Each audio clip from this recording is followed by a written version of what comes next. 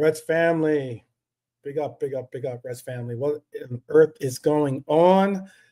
Big up to Norm in the house. Big up, Norm. How are you, my brother? Oh man, dealing with the absolute fallout is just it is something to say the least. I actually had a show last night. I had a very incredibly talented DJ from Brazil perform last night, and um, I wore my Liverpool kit and I wore my Liverpool jacket, and I ran into some uh, some supporters of other clubs asking me, how can you wear your kit and how do you wear, like, what are you doing wearing, you wore your jacket and your kit? You're crazy. I'm just like, I support this team, win, lose or draw, brother. I support them, win, lose or draw. But I am here to hopefully to provide some relief or at least some access to the ability to breathe and maybe converse and talk and just kind of reflect on some of the things that are going on. We had a interesting timing, but we had a presser done by our coach today, and that's a good question. Actually, you know what? He might. He's actually like six. He's taller than me, so he's like 6'3", something like that. So he's a tall guy. So maybe he can. Who knows? Who knows? But we've used every word in the book the last few weeks. Blip to slump to it's a rough patch to we've had some bad moments. But when you're sitting there after a 4-1 home defeat to PSV, 9 losses in our last 12 across all competitions, 3 straight hidings by 3 or more goals. That's not a moment. That's a pattern. That's a season trying to come apart at the seams. We've gone from talking about title races to can we steady the ship, to can we even trust this team to turn up for 90 minutes? And now we're at a place where even Champions League progression is in question. We had an opportunity for redemption, an absolute opportunity for redemption, and we squandered it. And at Anfield, at home, in front of our home fans, players leaving, it was troubling to say the least. Arne Slot walks into that press conference, and you can see it in his face. He is tired, he is wired, and he is searching. He's talking about XG being ridiculous. He's talking about the team fighting and running personal bests. He's talking about the message being clear in meetings. But you don't need a heat map to see what our real problem is. It's not the chalk on the tactics board, it's belief in the heads and conviction in the big moments.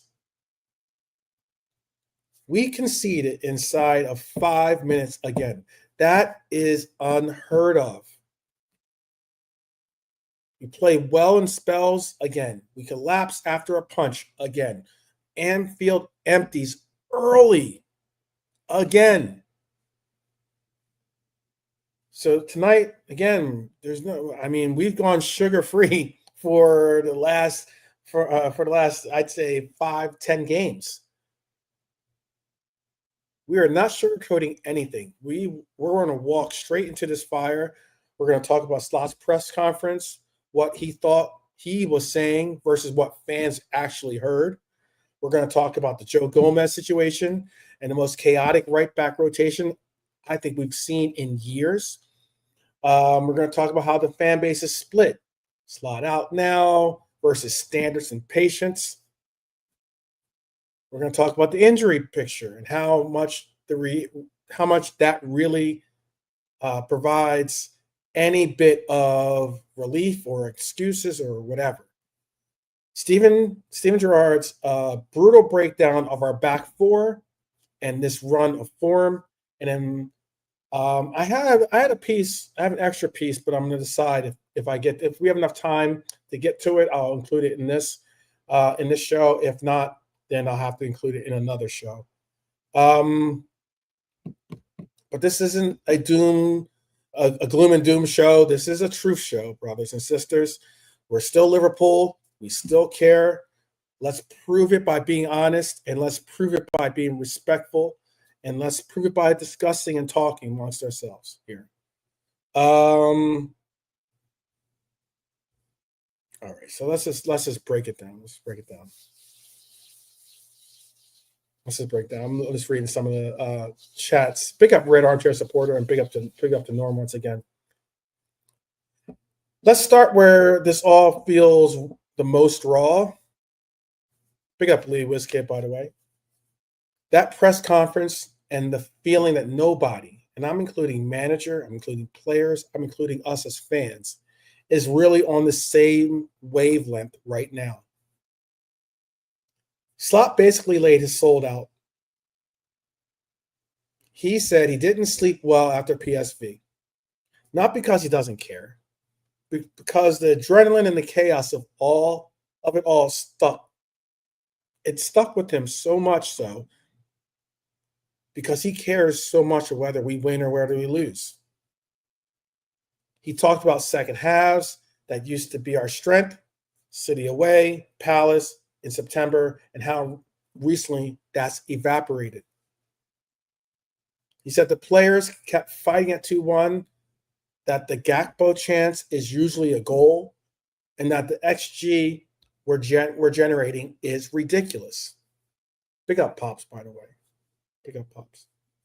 I'm gonna do Pops. If you're available, Pops, definitely join me because I would love to hear some of your insight. I've seen you in some of the chats, and it's definitely I know some of it has been not the easiest to deal with. But yeah, if you're free and you have time to chop up some conversation, I sent you the link. But on paper or on spreadsheets, on the analysis laptops, look, Liverpool are doing enough to win games. If you look at statistically, we are doing enough to win games. But the scoreboard is screaming the opposite. He also admitted something that, to me, is the real story. After the fourth or fifth knock mentally, we drop. At 3-1, he said he could see it. The belief drained out of the players, out of the stadium, out of the night. And that's the part we can all feel from the stands and from the couch and from our couches or our pub stool. This is why Virgil called it a mess after Forest.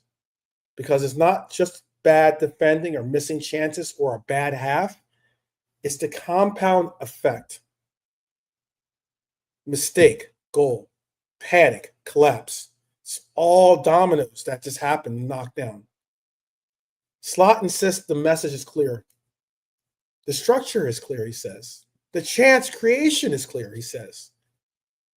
But if the message is clear and the outcome is chaotic, then something is missing in translation. Something isn't translating from theory to reality.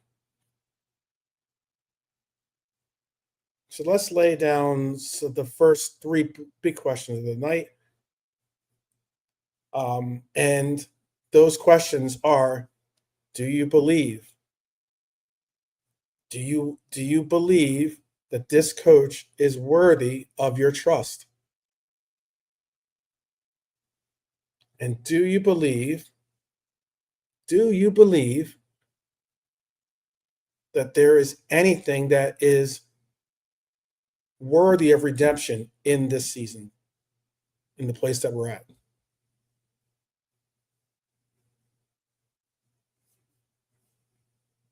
I think that one of the telltale signs of our season has been our right back roulette. Gomez logic or madness, whichever you want to call it. We got some serviceable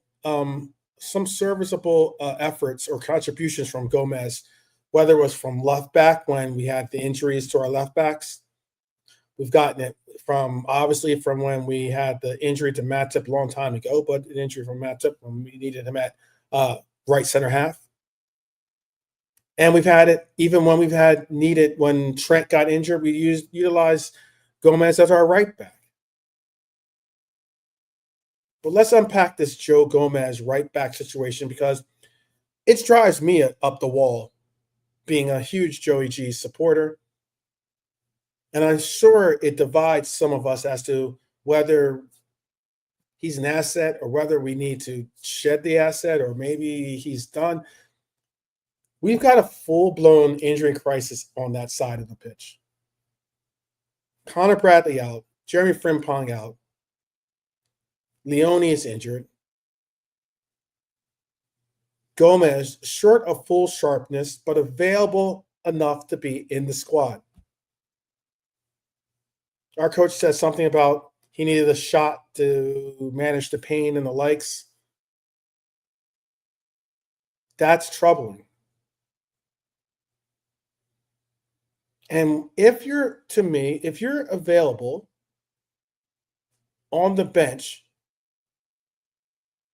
it should be for more than just, oh, he's available for 20, 30 minutes. That's saying that you don't have a player that is comparable enough to give you a full 90 in case you need it. Now, in this previous game, Ramsey couldn't have been utilized because of the Champions League rules.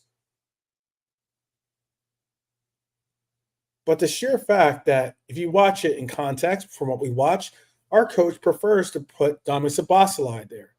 He's one of our best and most creative midfielders at right back in a 3-0 home defeat at Forest. Let's utilize him somewhere else because obviously we're missing him in another part of the pitch. So then our coach, I see the lineup yesterday, I'm almost tearing my hair out because I'm hoping he's not going to put Dominic Szoboszlai in right back. He doesn't. Fantastic. But who does he put in the right back? He puts Curtis Jones in right back, another midfielder at right back. And then that results in a 4-1 humiliation at home to PSV. I'm not saying it's all on Curtis Jones at all. It's a team loss. But meanwhile, Joe Gomez is sitting there, strapped up, waiting, boots, shoes tied, cleats, boots tied, and everything. Not 100%, but he's not in a wheelchair either. Slot's explanation, Gomez could have played some minutes versus PSV, but at 2-1 down or 3-1 down, he prefers offensive substitutions to chase the game. Not to solidify our defense, but to chase the game. Kanate hasn't trained for 2 days, so bringing both him and Gomez with doubts was a risk. He wanted Gomez as an emergency cover so that if Ibu broke down, he didn't have to make 2 changes in defense.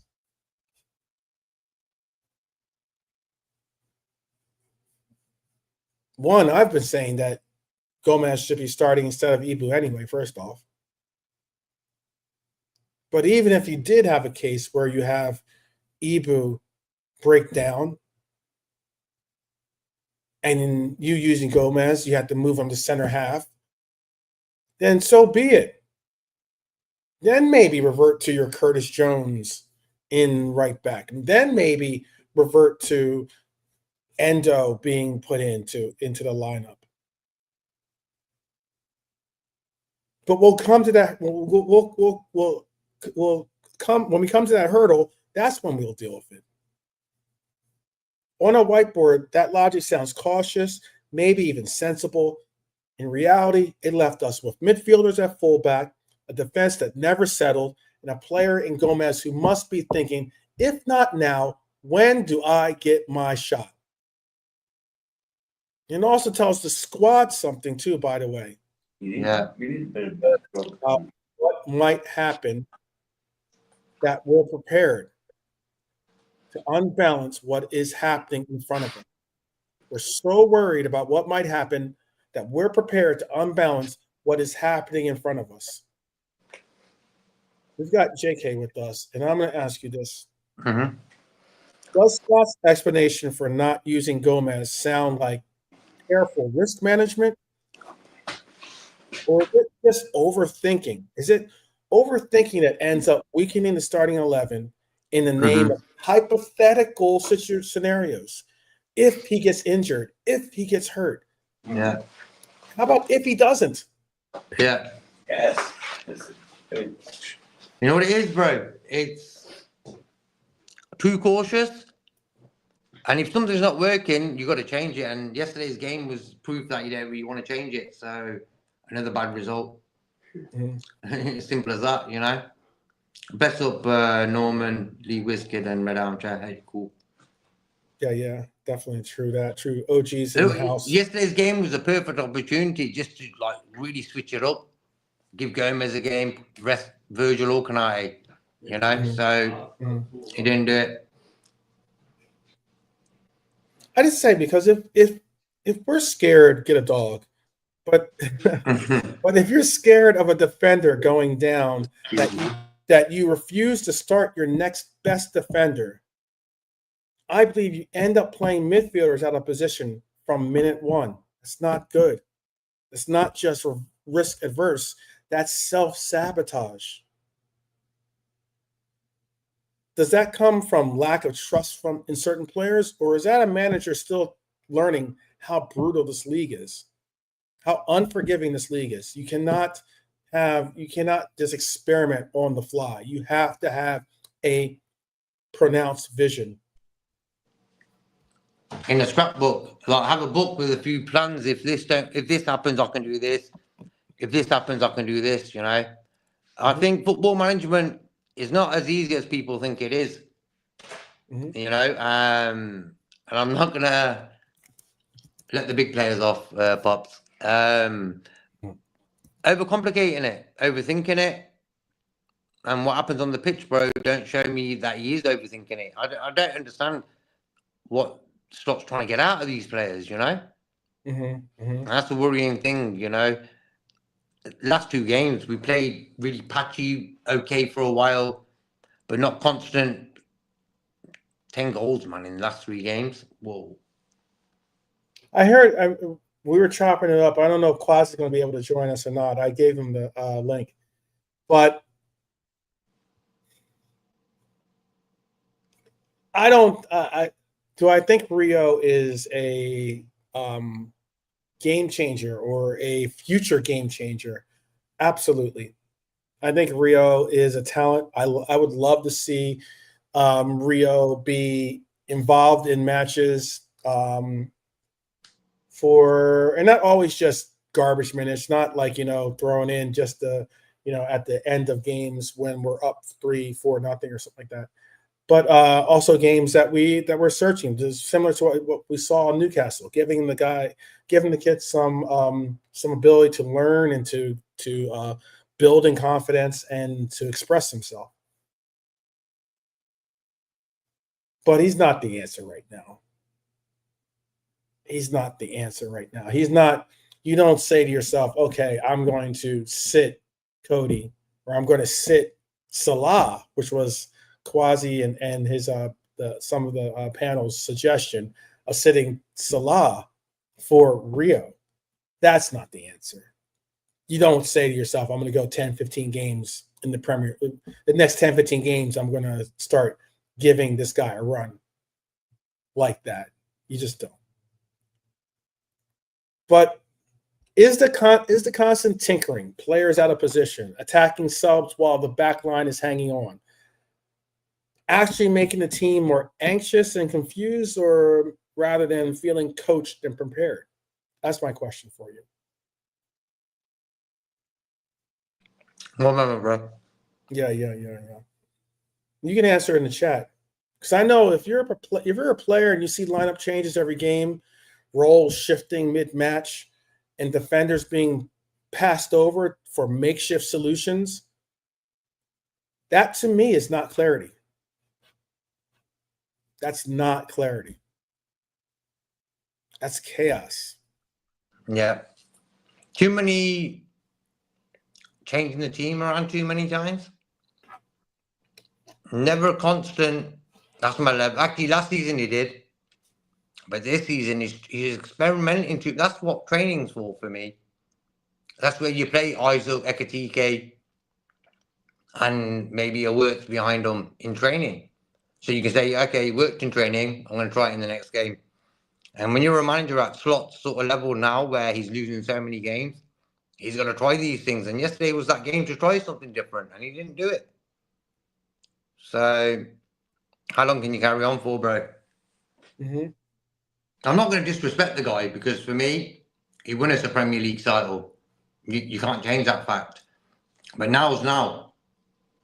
And we spent big in the summer. We ain't done that ever. So that seems to be a problem. I think if we didn't spend anything in the summer and we just kept the same sort of squad, maybe let Diaz go, then you could say, you know what, he ain't being backed. But he's being backed. And it seems like he can't use these guys. But I mean, like, again, what's somewhat telling is this coach said,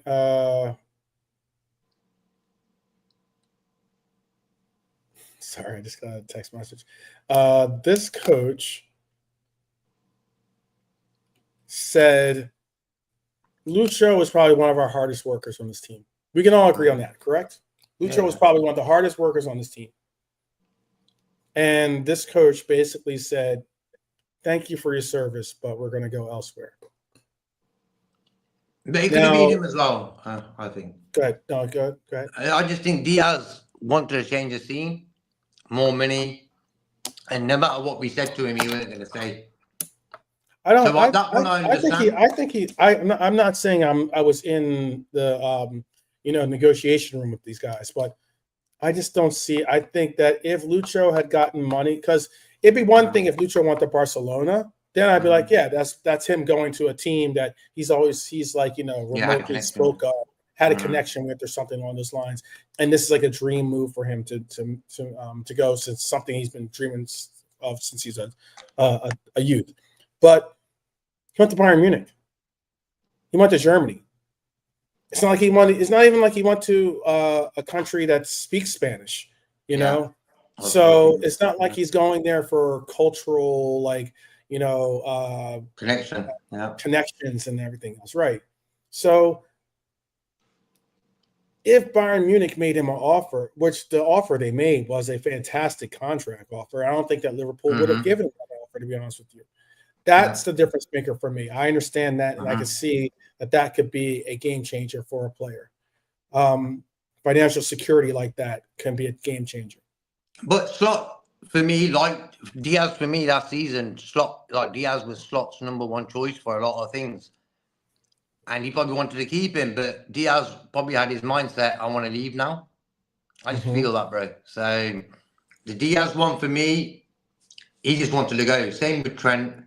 He just wants to change the scene. He wants to leave Liverpool. And we can't do nothing about it. You know what I mean? So and we don't really know the ins and outs of every deal, but Darwin, Harvey Elliott, who else? A lot of people left. Kwanzaa. So I think Slot trying to clear the ship deck might have cost him as well. It was a bit too much, I think. But for me, I'm not going to question any signing, though. I think every signing was great. Frimpong, Kirkes, Ekatike, Isaac Wirtz. Come on. That's what dreams are made of. Come on, man. So I've got no problem with the players coming. I still got... That's my only hope. And we've got quality in our squad that one day is going to get better. So I've got no worries about the future, bro. Right now, I just feel the manager just can't get that energy right in the club within the players.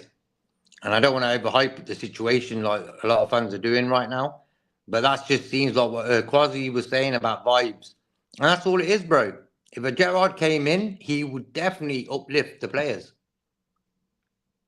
And you ain't going to get another chance, I don't think, of giving Steven Gerrard a little chance of managing Liverpool, bro. And now's a real for me. Yeah. Yeah, no, not to cut you off. I was going to bring up this quote by Norm. He says he doesn't think that these players want to play possession football. They want to counter like under Klopp, and now we're caught in no man's land. And I agree with that. Mm-hmm. I can agree with a lot of what that means to me, because I think that's they're caught in a sense of saying, a coach saying, turn your back on the identity of what has created success for you, you know, and now, but now I want you to turn your back on it and be so present in this possession football, you know, that like it's not the identity of Liverpool. And it's difficult to be, you're in this no man's land, as he's saying, because you're in a sense of someone's telling you go against your better judgment of what's made you successful, and to go about trying to play this possession football. And I would even go as far as to say, even in possession football, maybe this team is not exactly suited to be that possession football team. There has to, if you are good at possession football and you're able to get results, then wouldn't it be like, oh, okay, done and done. Cool. I might not have envisioned us to play this way, or even myself to play this way, but we're getting results. And despite that, you've seen players play and do, or be asked to do roles or do things that they normally do. It creates results. Most notably, Gravenberch playing DM. It's gotten him results by him going from an 8 to a 6, right?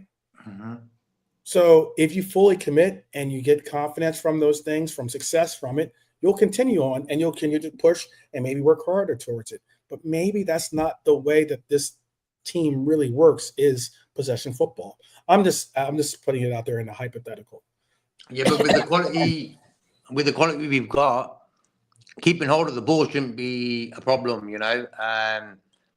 When you've got the ball, the opposition can't score. I always say that.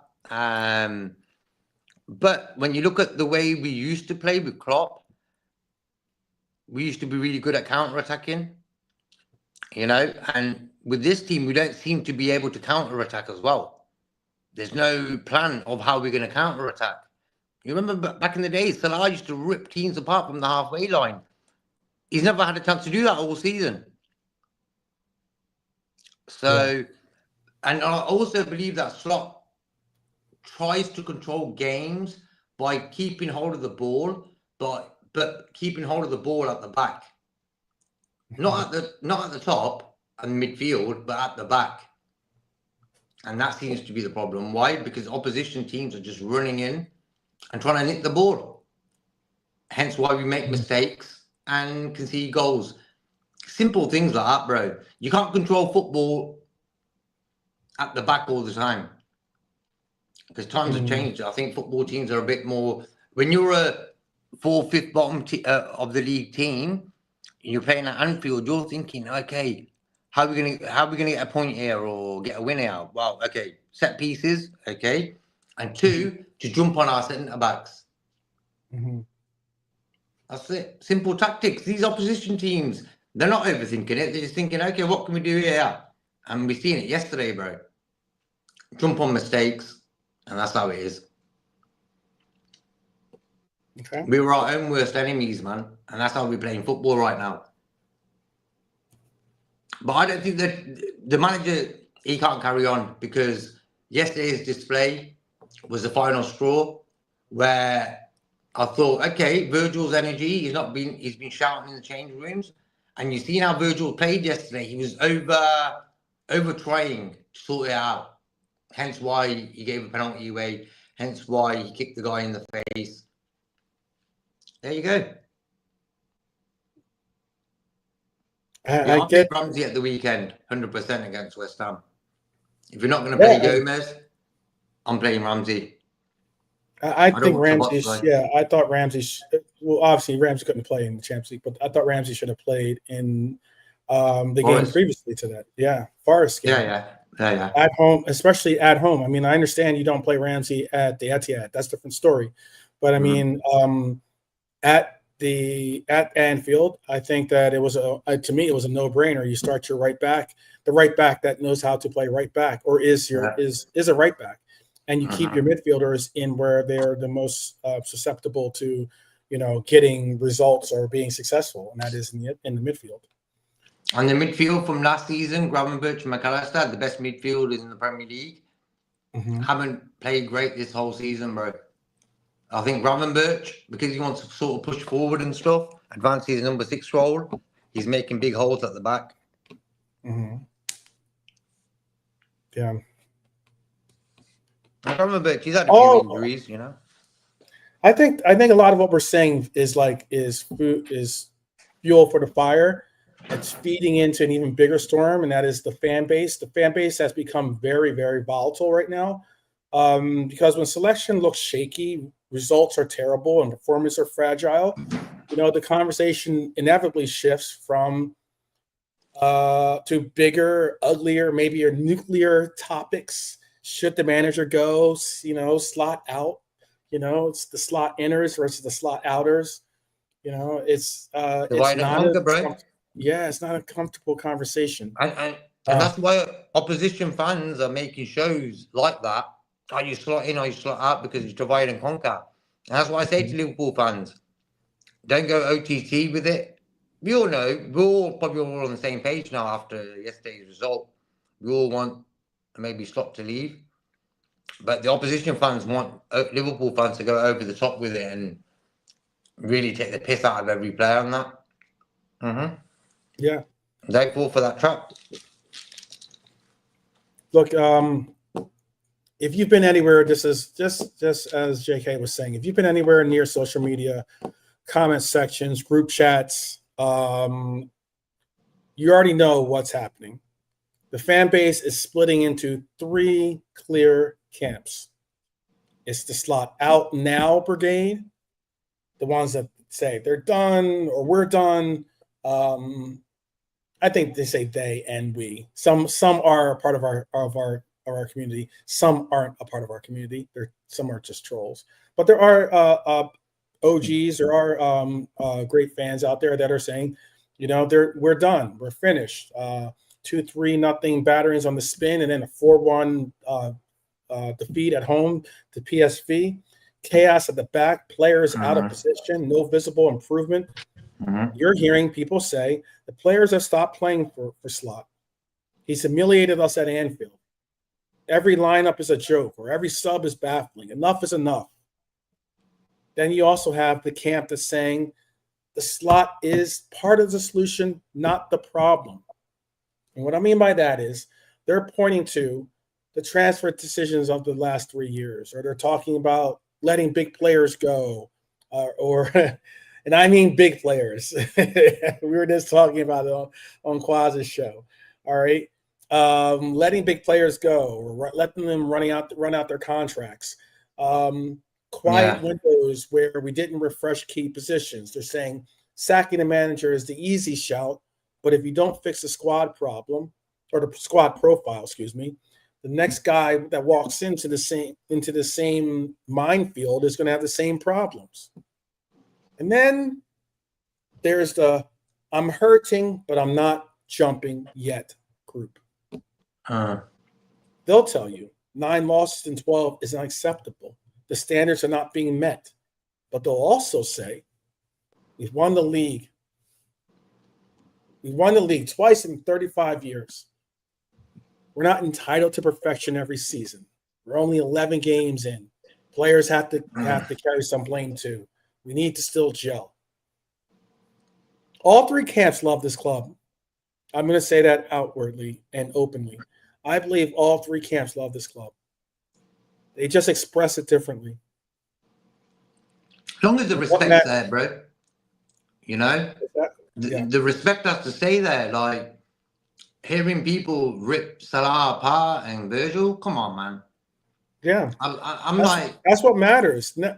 Whether we become a fan base that destroys its own environment, destroys our own culture, is one thing, or one that applies pressure without turning on everything that moves.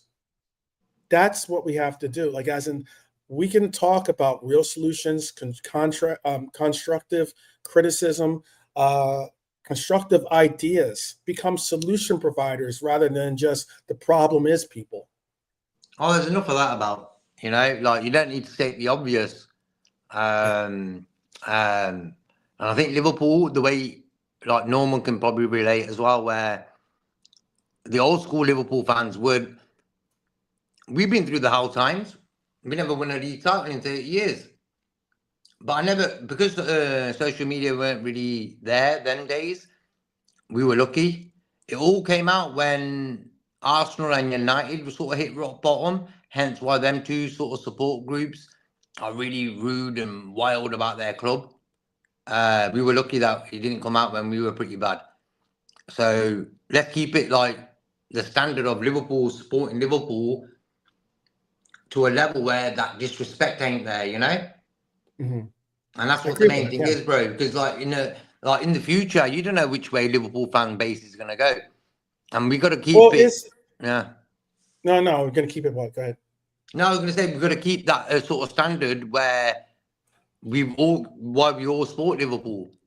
There's a reason why we support Liverpool, and we've got to keep that sort of standard within the fan base. Like Lee Kid Norman, Red Armchair, them sort of guys, bro. They know Slot needs to go, but they've never been rude about it.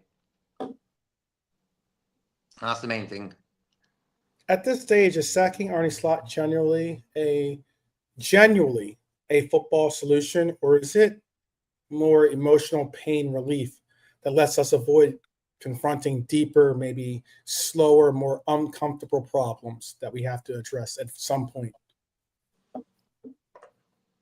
Well, like if we sack him tomorrow, the new manager still inherits a fragile defense. He still inherits a midfield that's rebuilding identity.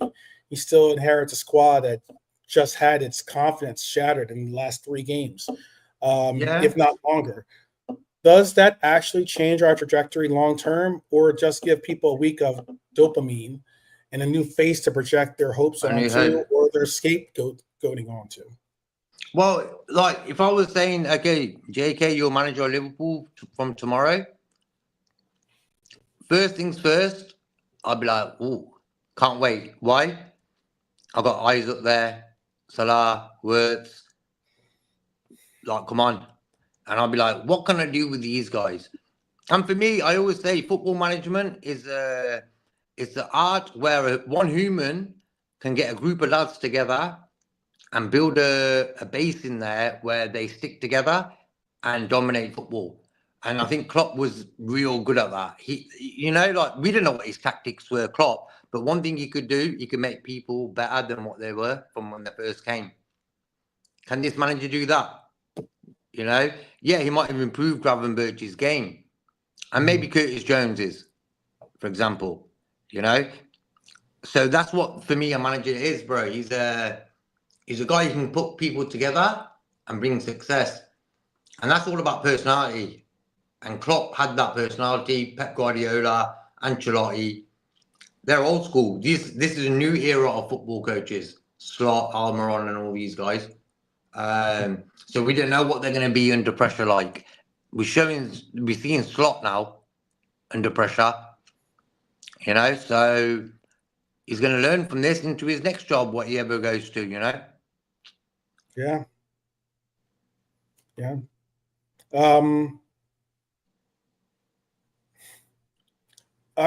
You just mentioned it too, and I'll just re-emphasize the question then. Are we as a fan base blurring the line between fair criticism and premature execution, if you want to call it that? Can we say Slot has made big mistakes without jumping straight to he can fix this? He can't fix this? I just feel he can't fix this, bro. Okay. Because a great team like ours, who are champions, cannot go I can't have 9 losses in 12. Mm-hmm. It's just not viable, and it's not us, you know what I mean? And that's, for me, a manager's job to sort that out after the first defeat. Was it Palace? After we win our first 5, I think it was Palace. And it sort of crumbled from then. And that was his job to sort that out. You know what I mean? Mm-hmm. So I also believe all the new faces. Mm-hmm. Yeah.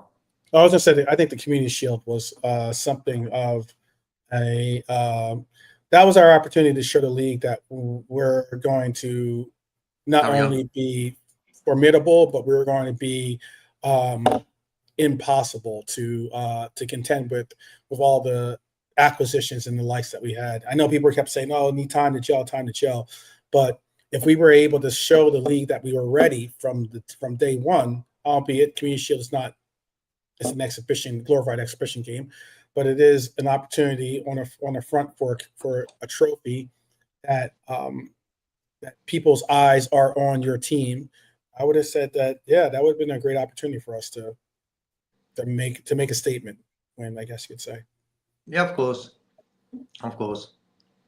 But also, there's a lot of new faces within the squad. You know, McAllister's injury, him not coming back, really. He's not been great all season. He sort of played better against Villa and, say, Real Madrid, and that's about it, bro. So that's the major worry. For me, him and Gravenberch haven't been great. So... And why do you think that's so? Why do you think that's so? For me, what's his name, McAllister? He's the type of guy. He goes crunching tackles. He gets stuck in, and what happens over the long run is one day one tackle's going to be a bit too much, and that you need to end up having an operation. And I think he did have an operation on his groin, if I'm not mistaken. So that sort of paid dividends to his sort of form. Him and Isaac haven't started the season really. Why? One thing, the transfer for Isaac battered him mentally, just tired him out. You know what I mean? So we got a straw Isaac coming into the club. Works for me. I don't think he had. I don't think he had surgery, by the way. But he didn't have surgery, McAllister. Okay. Yeah, but for me, he was probably my favorite player from last season as well. And he got stuck in, and he needed a break from football because he plays for Argentina all the time as well. Fatigue, bro. I think fatigue has played a major role somehow as well. Van Dijk playing over 50 odd games a season, international and this, that, and the other. He'll be going to the World Cup as well. Yeah. Confusion. That's what I'm seeing now. Confusion on the pitch. There's no, this is how we're going to do it, and that's how we're going to win. A player on the pitch, Barca, Sabotslai. Other than that, not really. I could say we've missed words in the last few games. Like we missed a word. I think we have. I think it's more prevalent of why he's an important player to our team. He was a luxury buy. I get that. He was a position and player that we didn't necessarily have to go out and buy, but if the opportunity was such an incredible opportunity that, yeah, you're going to buy the player, and yeah, you have to buy the player and figure out how to use him later. Like for me, yeah, that's him and Isaac. Come on, if this time last year, bro, if you said to me, JK, in the summer we're going to get Isaac and Wirtz, I'd be like, bro, come on, you put in my leg. Yeah, and we got them. And there's people moaning about these signings. I'm like, come on. So Botsolai's turned up after 3 years at the club.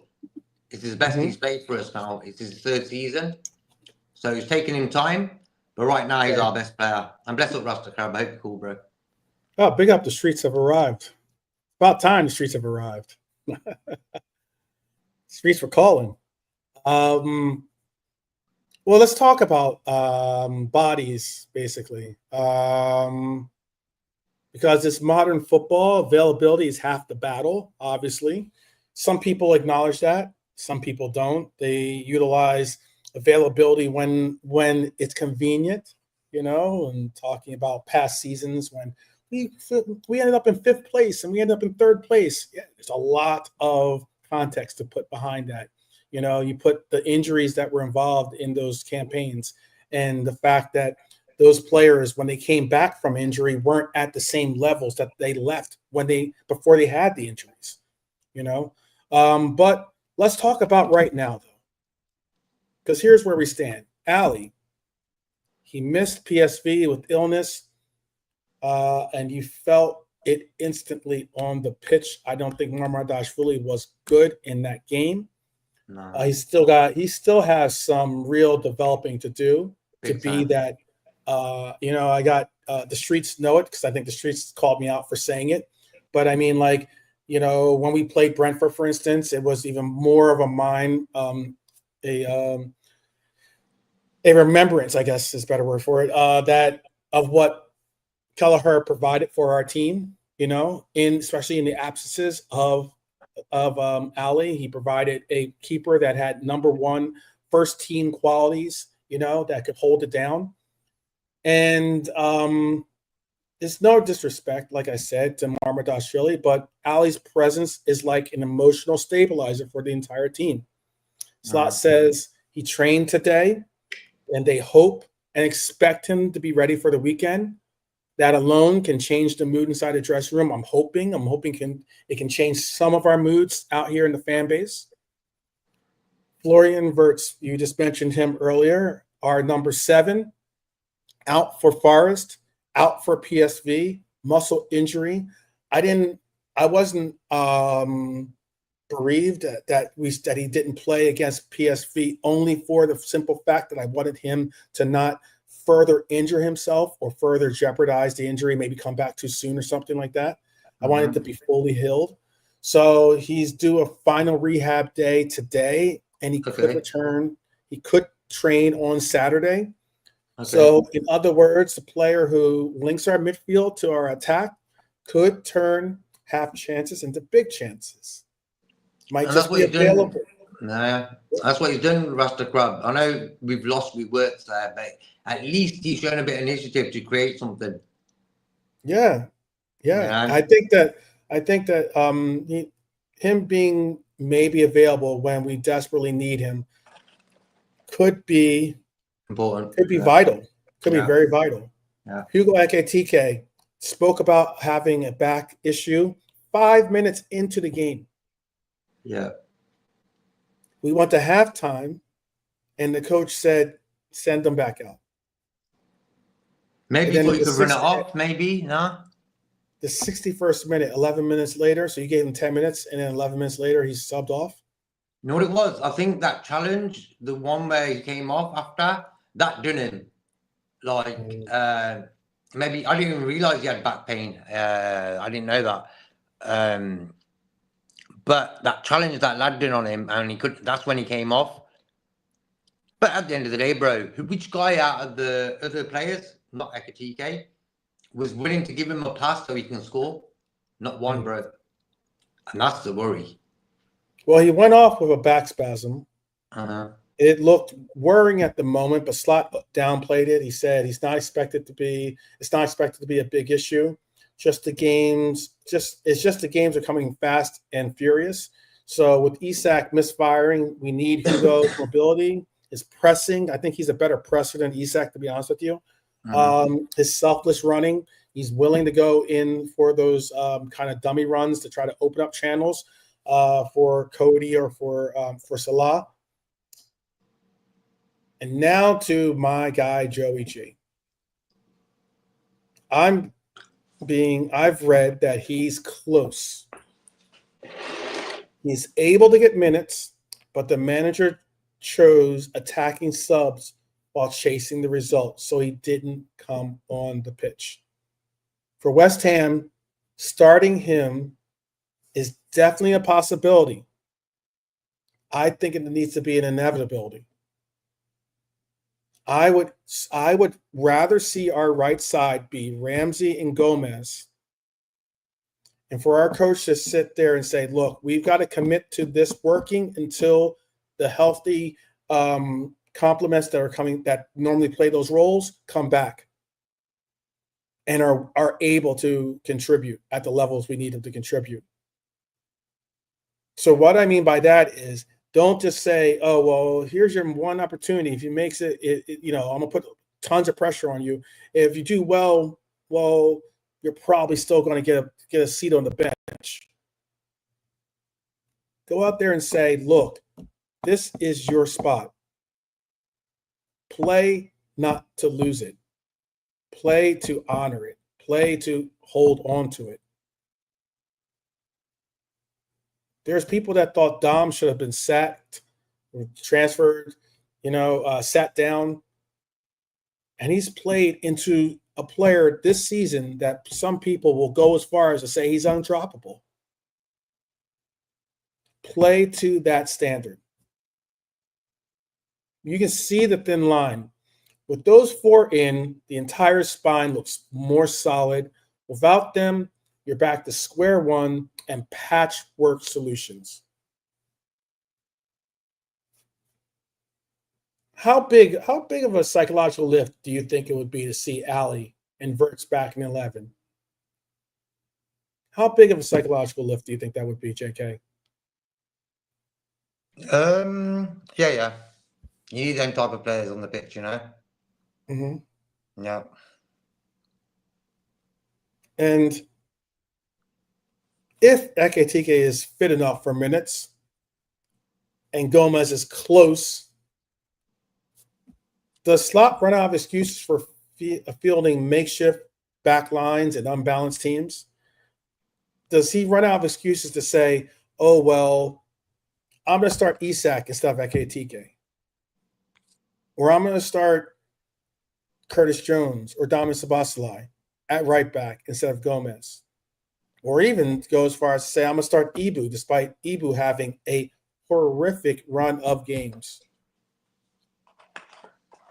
And some I know are going to quickly go, well, Virgil van Dijk's had a horrible run of games too.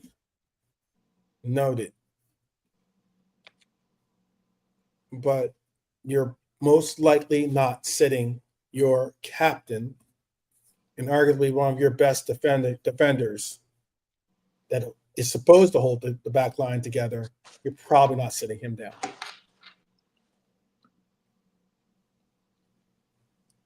Because we've heard you don't. Mm-hmm. Yeah. Go ahead.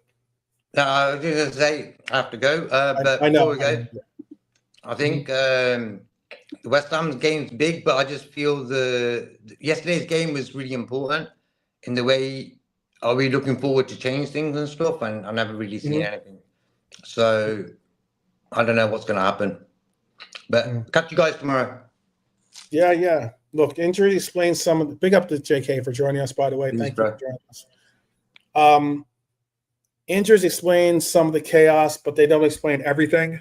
When you finish a Champions League game at Anfield with a back line of Jones, Grav, Virgil, and Kirkes, you have to start talking. And when Steven Gerrard looks at that and says, that's not a Liverpool back four, never will be. People, this is not just me speaking up or saying that. People, we have to listen.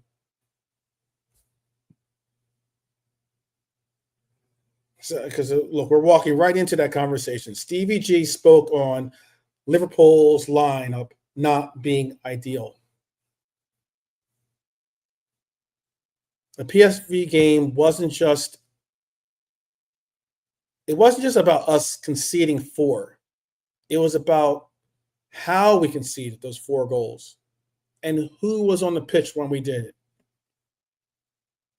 Now, injuries have hampered us. I get that. But decisions have to be made.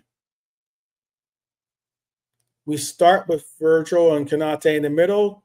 We got Jones at right back. We got Kirkes at left back. That's not a back line that we want to see. As the game unravels, Slot subs off Konate, a center back, to bring on Federico Chiesa, and moves Gravenberch into defense. We finished the game with Jones, Grav, Virgil, and Kirkes along our back line. That's not just patchwork. That's emergency surgery. That's a coach saying, I'm tapped out of answers. I'm just going to throw the book.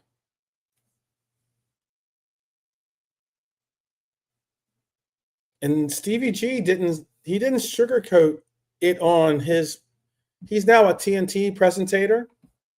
He didn't sugarcoat what he had to say. He said the back four that finished the game is not a Liverpool back four and never will it be.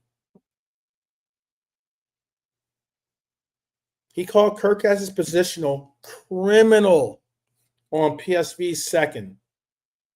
On the wrong side of his man, not goal side, punished in the most basic way. He wasn't trying to scapegoat just one player.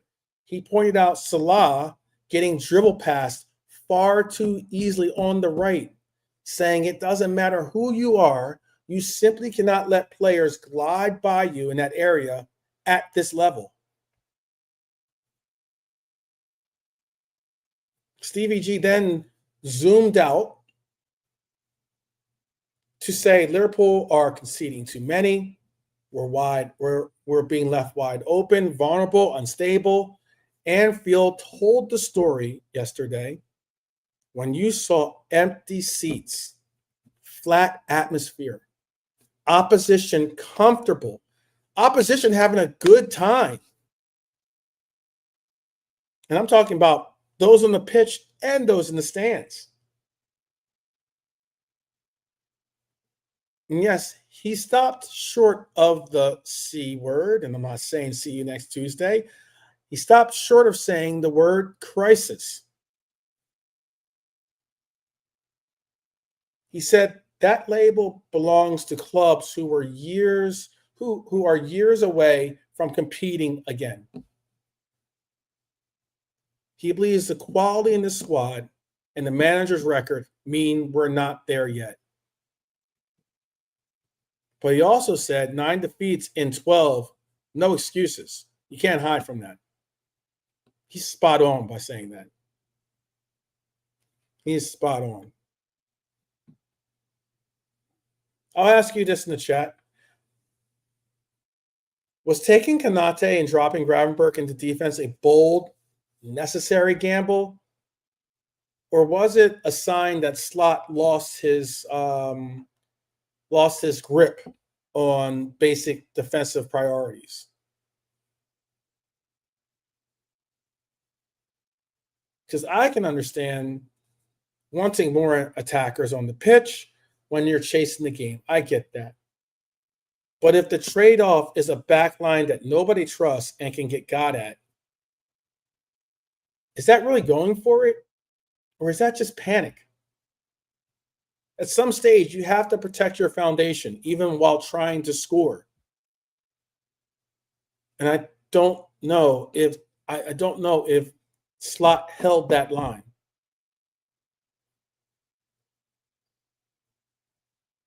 Speaking of line, when Gerrard said that's not a Liverpool back four, is he only talking about the names on the team sheet?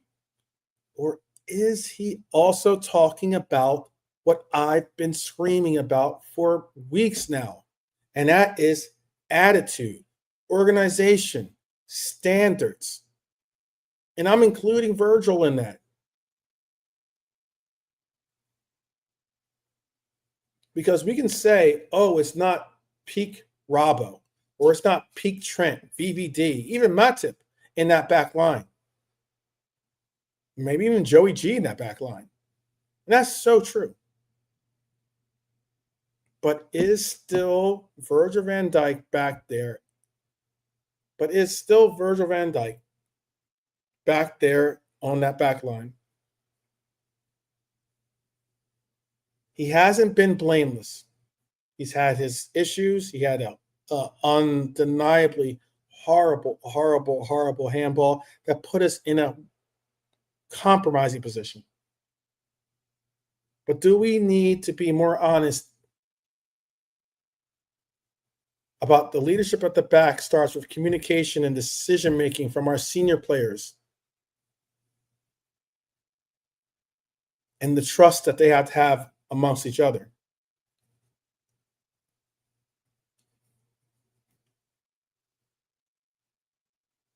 I agree. It seems like it would seem like we're in a crisis. But I would agree with what Stevie had to say in this fashion or this regard, and that is, do you agree with Stevie saying that it's not quite a crisis yet?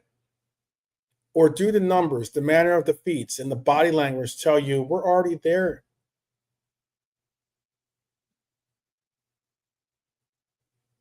Words matter. Words matter. If we underplay it, we risk sleepwalking through a season that could collapse.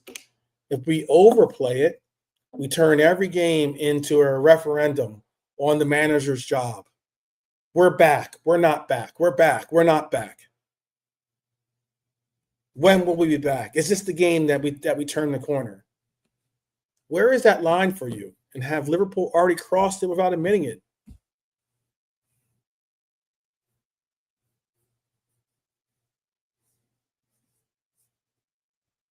That's a real big question.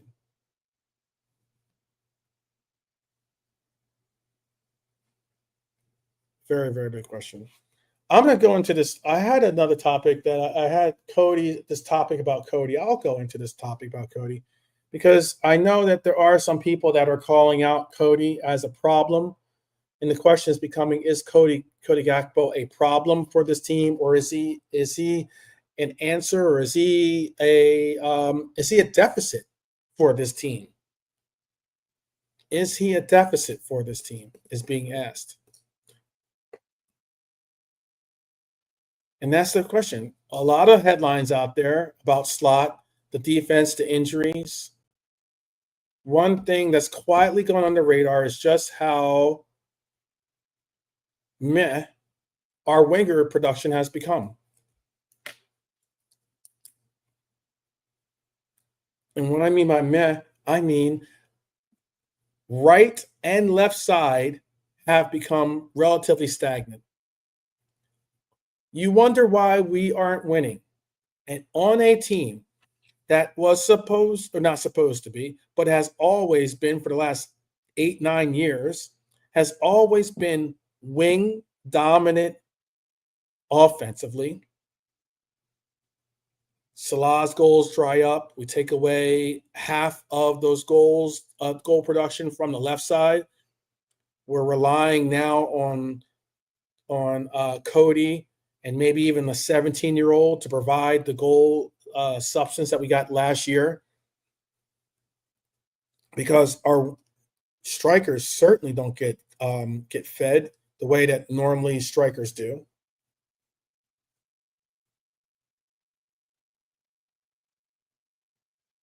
Cody has started 14 of 17 Premier League games and Champions League games together.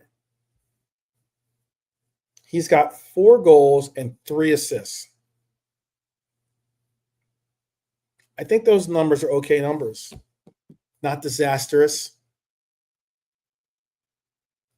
But if he's going to be one of our primary attackers in a side that wants to challenge for everything, it's going to be called into question. And I can openly say I understand that.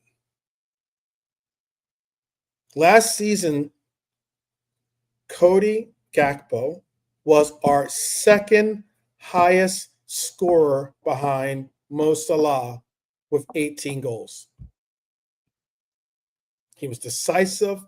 He had big moments. And that's why when I hear some of the revisionary history on the player, I'm like, I don't understand it. It's not like the player has been a negative for us. But this season, with no Lucho breathing down his neck for the spot, with Rio not being a formidable challenger for the role, with the team struggling, he has not necessarily stepped up to be the reference point that we'd all like to see him be. I think the eye test versus PSV was rough. His relationship with Kirkes is basically non-existent right now. The timing and understanding just aren't there with Kirkes. It's one of the reasons why I do not mind seeing Robbo be given the shouts to start if you're going to start Cody on that left side.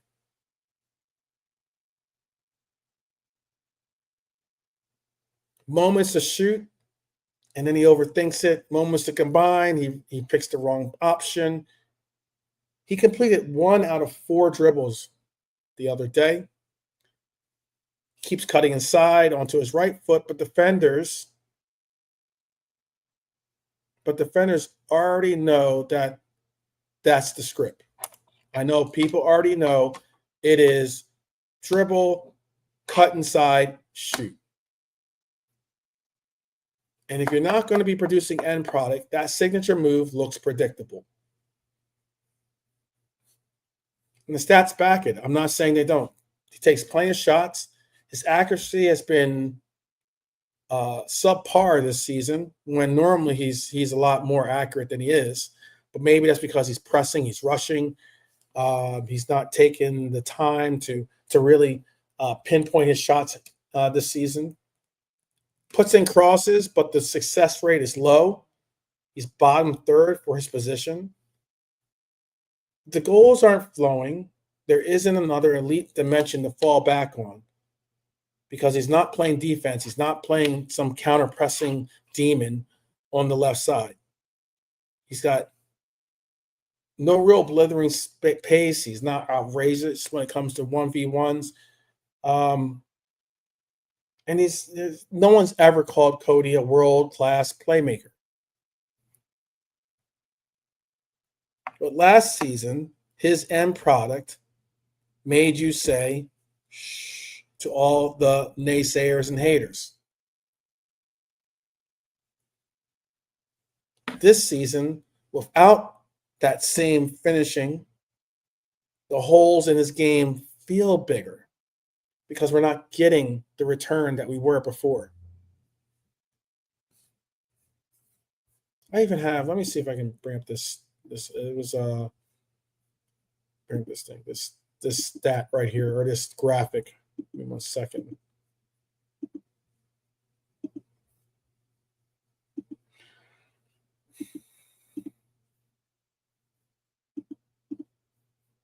This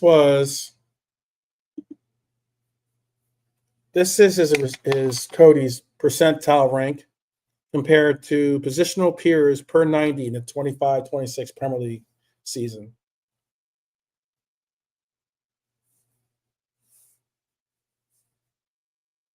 '29th percentile when it comes to cross accuracy.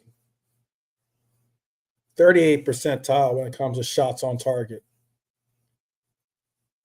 Successful crosses, he's successful at 55 percentile.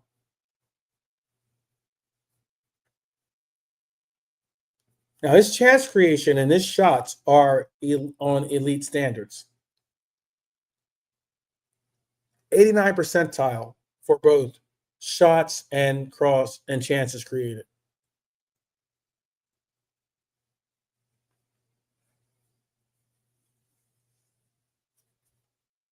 But those crosses have to be better. And if he's not going to provide the crosses, he's got to lay it off to the overlaps that Kirkes is doing and allow for him to get those crosses into the box. So